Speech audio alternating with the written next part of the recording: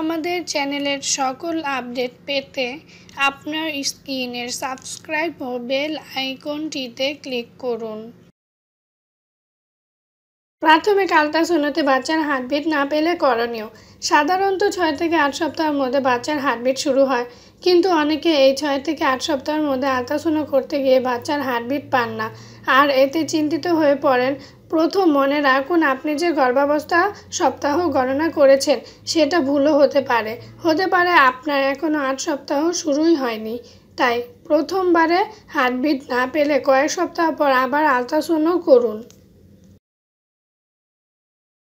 বারবার আল্ট্রাসাউন্ড করলে বাচ্চার ক্ষতি হয় কি না? আগের ভিডিওতে বলেছি, আল্ট্রাসাউন্ড পরীক্ষা ক্ষতিকারক নয়।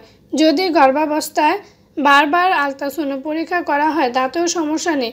বিভিন্ন পরিস্থিতিতে ডাক্তাররা গর্ভবতীকে হয়তো অতিরিক্ত কয়েকবার আল্ট্রাসাউন্ড পরীক্ষা করতে বলতে পারেন, তাই ডাক্তারের পরামর্শ অনুসরণ করুন।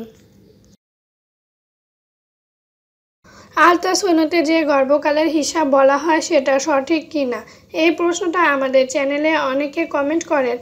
অনেক গর্ভবতী একবার আল্ট্রাসাউন্ডে ভিন্ন ভিন্ন ডেলিভারি ডেট পান।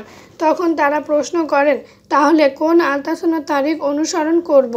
মূলত আল্ট্রাসাউন্ডে যে তারিখ দেওয়া হয় সেটা আনুমানিক। ঠিক করে বাচ্চা প্রসব হবে 100% সঠিক বলা সম্ভব নয়। আল্ট্রাসাউন্ডে বাচ্চার লিঙ্গ লেখা থাকে কি না? আমাদের দেশে গর্ভবতীর আল্ট্রাসাউন্ড পরীক্ষা মানে ছেলে না মেয়ে হবে সেটা জানার উপায়, কিন্তু এটি আল্ট্রাসাউন্ডের মূল উদ্দেশ্য নয়, সেটা বলেছি। তাই আল্ট্রাসাউন্ড রিপোর্টে বাচ্চার লিঙ্গ সম্পর্কে লেখা থাকে না। অনেকে MF লেখা দেখে ভাবেন মেল পুরুষ, ফিমেল স্ত্রী, কিন্তু এর মানে অন্য হতে পারে।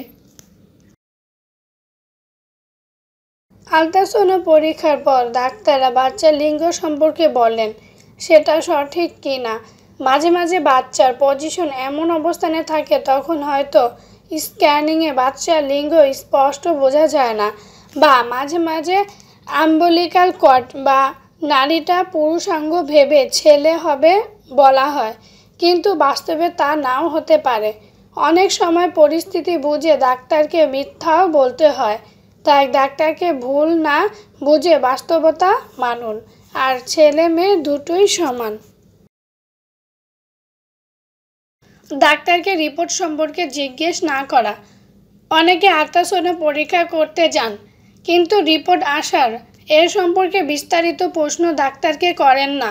তাই রিপোর্ট দেখার সময় ডাক্তারকে আল্ট্রাসাউন্ড বিষয়ে যত প্রশ্ন আছে করুন। মনে না থাকলে নোটে করে প্রশ্ন লিখে নিয়ে যান। বাচ্চার বৃদ্ধি কেমন, ওজন ঠিক আছে কি না, কত সপ্তাহ বা মাস চলছে, ডেলিভারি ডেট কবে, পরবর্তী আল্ট্রাসাউন্ড কবে করবেন, এরকম যত প্রশ্ন আছে করুন। আশা করি ভালো থাকবেন সবাই।